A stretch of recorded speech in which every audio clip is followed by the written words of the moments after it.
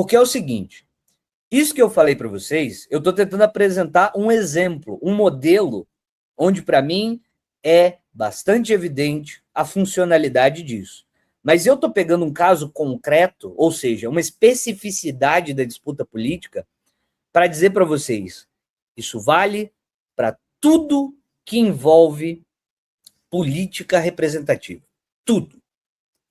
Tudo que envolve política representativa, esse raciocínio que eu acabei de mostrar para vocês, que as pessoas são diferentes e convencíveis a partir de questões diferentes, faz com que as pessoas percebam que não é muito bem ou necessariamente sobre o que o tema, ou o núcleo do tema, ou a coisa mais importante no tema. É o que é importante no tema para cada uma das milhares, centenas de milhares, no caso do Brasil, milhões de cabeças individuais diferentes. Cada uma das coisas que pode dizer esse cara é legal representativamente ou eleitoralmente, conta. Por mais que você ache uma babaquice do caralho. Aí mora o inferno, tá? Por exemplo, para uma galera muito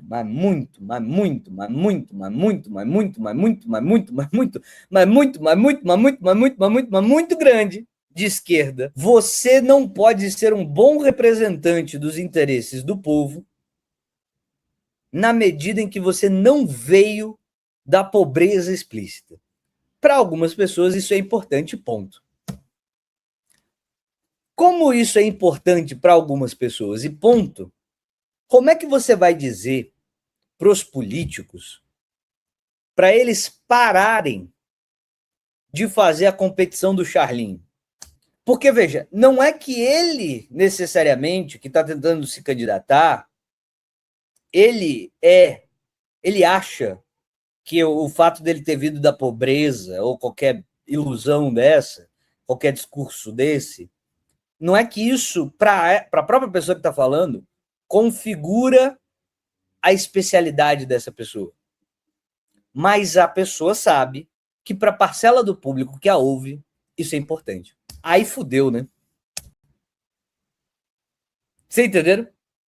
Eu não preciso acreditar que eu sou melhor porque vim da pobreza para eu entender suficientemente bem que num país de 200 milhões de cabeças, dessas 200 milhões, vai ter uma galera muito importante, um número muito grande, onde eu dizer, meu Deus do céu, eu vim da pobreza, isso contará voto para mim. Por isso, né, o clássico pastel com caldo de cana na rodoviária é tão inevitável.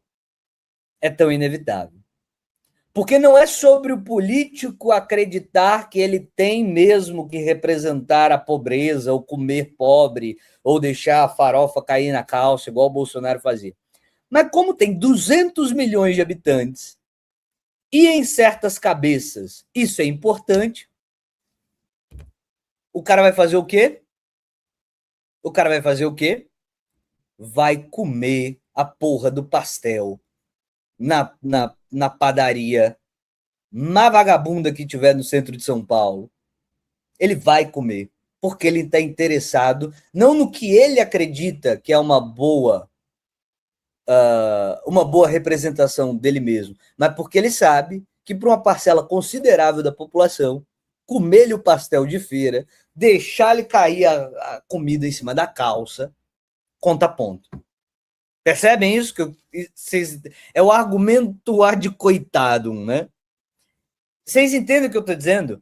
Não é por maldade do candidato que ele faz isso. É por um cálculo eleitoral simples. Olha, tem 200 milhões de pessoas que eu estou indo atrás.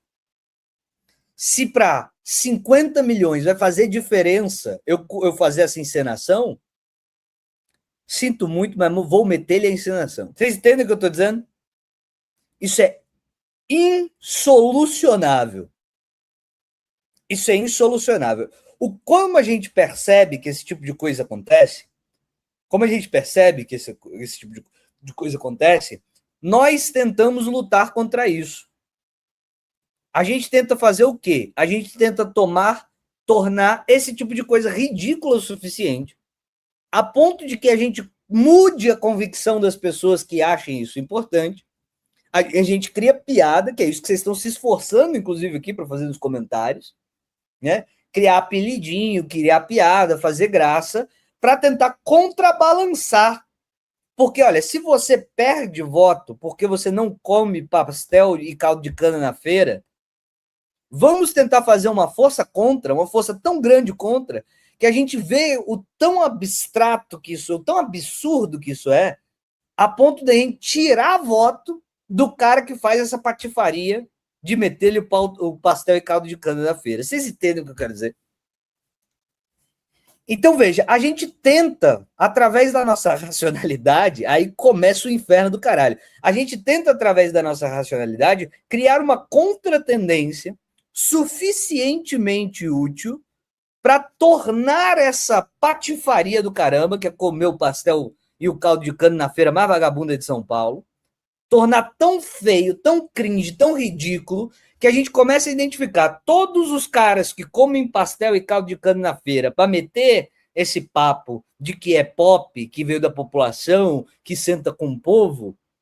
Isso é papo de político desonesto, ainda que não seja, ainda que a honestidade não esteja em questão aqui, mas a gente tenta criar essa imagem, tenta ou não tenta? A gente tenta ou não tenta criar essa imagem? A gente tenta se esforçar para criar a imagem de que, puta que pariu, um cara que vai comer pastel de cana e tomar caldo de feira, né? No lugar mais vagabundo de São Paulo para mostrar assim, olha como eu sou povão. Esse cara é um manipulador. A gente tenta criar essa imagem para ver se a gente contrabalança e a gente para de ver essa porra desse uso. A gente tenta ou não tenta fazer isso?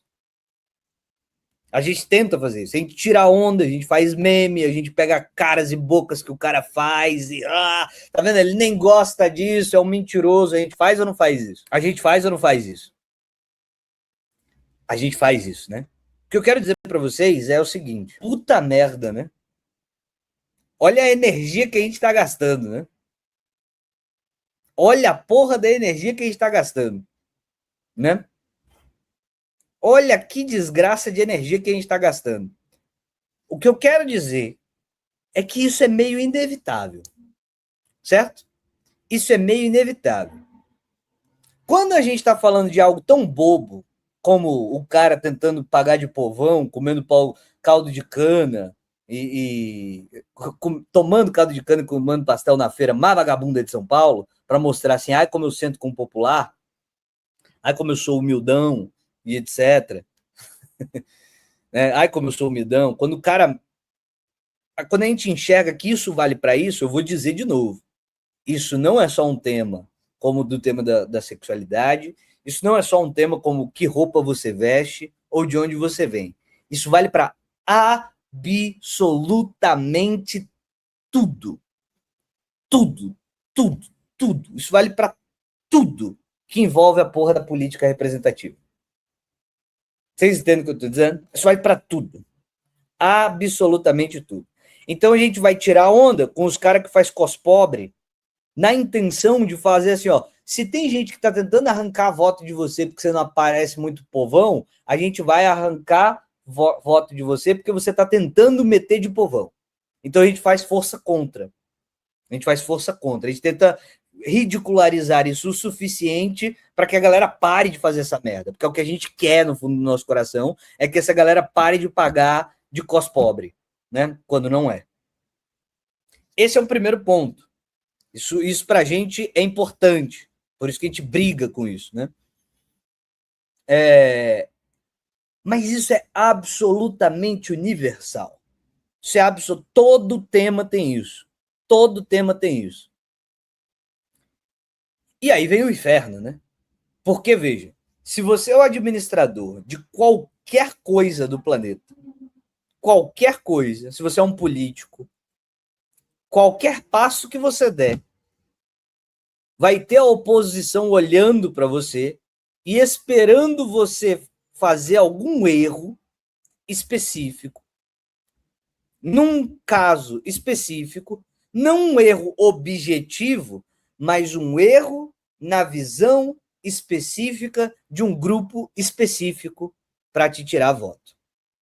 Para tentar, e a estratégia na cabeça do sujeito que está assistindo é assim: se eu mostro para esse grupo que está aqui, eleito, ou tentando se eleger, que esse tipo de comportamento tira voto, eu tento pressionar o comportamento desse cara ou para ele perder, ou para que eu consiga fazer com que, sob a pressão de eu ficar fazendo propaganda contra esse tipo de ato, a pessoa modifique o ato que ela toma para parecer mais com o que eu gostaria. Então eu tento fazer pressão política, não é? E isso parece um raciocínio muito inteligente, não é? Na medida em que você não faz aquilo que eu gostaria que fosse feito, seja porque eu acredito, ou seja por qualquer outro motivo escuso, né? Porque às vezes tem bastante motivo escuso, mas vamos supor que a gente está falando de pessoas bem intencionadas, né? Eu vou tentar fazer pressão toda vez que vou ficar olhando para toda vez que essa pessoa errar, segundo a minha visão do que está errado, para eu marcar uma posição para um grupo específico que eu julgo representar, eu tenho a obrigação de gerar para o meu público esse sistema de indignação com essa coisa que esse público específico gostaria de ver. Eu estou dizendo para vocês, eu não estou aqui para apresentar uma solução, notem. Eu estou dizendo para vocês, esse jogo é inevitável, tá? Esse tipo de jogo é inevitável. A política representativa, dentro da política representativa, esse é o nome do jogo, tá? Esse é o nome do jogo. É assim que as peças operam. Então, veja só. Se esse é o nome do jogo, se é assim que as peças se movem em cima do tabuleiro, vai existir sempre, não só para o tipo de roupa que a pessoa usa, para o tipo de gesto que a pessoa faz, para o tipo de posição política que a pessoa tem, para o tipo de relações que as pessoas têm, e o tipo de... Porque política não é só você ir lá e fazer, você tem que também se articular para tentar achar um meio de campo quando as coisas acontecem, de para onde você vai, para onde você deixa de ir. Porque isso tudo vai ser usado 24 horas contra você, se você estiver nesse jogo da política representativa. O que você representa? Quais são as forças que você representa? Quais são os enfrentamentos que você busca? Quais são os limites das possibilidades que você tem? E etc, etc, etc. Isso é do jogo. Isso é o nome do jogo, tá? E eu me apresentando como alternativa, você me apresentar dizendo, olha, ele foi só até aqui, eu vou mais, ele errou aqui eu não erraria, aqui ele vai contra os seus interesses, eu não iria, né? O nome do jogo é esse. Esse é o nome do jogo. Pois bem, mas se a gente percebe que cada cabeça é uma sentença sobre essas coisas, e cada cabeça valoriza alguma coisa, dentro da política representativa atual, com a tal da internet acontecendo, eu não necessariamente vou tentar tirar voto de você, ou apoio de você. Isso vale para o YouTube também, não precisa ser voto só. Pode ser não assista esse cara, né? Não necessariamente eu vou tentar retirar de todo mundo, porque cada cabeça é uma sentença. Eu posso apelar para um nicho muito específico. Eu posso tentar te flagelar, te punir, te causar dano. Não no todo, mas em um nicho específico. Certo? Tranquilo? Agora vem a minha questão. Se eu não estou nesse jogo, se eu não estou tentando jogar esse jogo de maneira técnica, né, de visitar um nicho específico para tentar tirar voto, percebendo o que um grupo quer ouvir, mostrando que você não representa esses interesses desse grupo que quer te ouvir.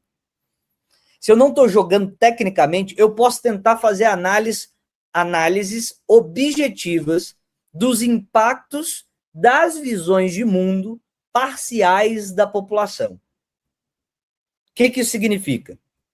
Se eu não sou um operador específico que quero causar esses resultados, eu posso analisar esses resultados sem estar tentando, com essa análise, diminuir ou aumentar os votos ou interesse ou sucesso de alguém. Entendem o que eu quero dizer?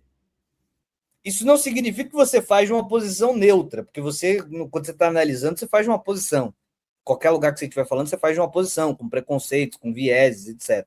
Não é disso que eu estou falando. Eu estou dizendo que é, de fato, completamente diferente a ação específica de caçar um grupo específico e dizer para esse grupo específico que X não representa os interesses dele, porque eu estou na vontade de tirar voto ou dizer que ele representa os interesses, porque eu estou na vontade de dar voto para essa pessoa, então eu estou jogando o jogo. Uma coisa é a posição do jogador, outra coisa é a posição do analista, no sentido de que não é que o analista não erra, assim como não é que o juiz do jogo de futebol não erra, que ele não tem viés, que ele não enxerga errado. Mas uma coisa é você tentar chutar no gol e tentar fazer o gol, outra coisa é você tentar defender o gol, e outra coisa é você analisar se a bola entrou ou não. Não porque você torce para um time ou para o outro, mas porque você está querendo enxergar se a porra da bola entrou ou não. São tarefas diferentes. Vocês entendem? Isso não significa que o juiz não erre. Né? O juiz erra, o juiz tem posição, o juiz tem viés, mas são funções claramente diferentes. Tentar fazer o gol, tentar defender o gol e tentar avaliar se a bola entrou ou não. Vocês entenderam? Que são posições diferentes. Isso não significa que o juiz não erra, isso não significa que o analista não erra, mas é uma função diferente. Todo mundo entendeu isso? Todo mundo entendeu isso? De boa? Ninguém está dizendo que uma pessoa que tenta analisar uma coisa não tem vieses, não comete erros ou que ela é neutra. Mas é uma posição completamente diferente. Você tentar analisar uma parada e você tentar jogar o jogo da parada.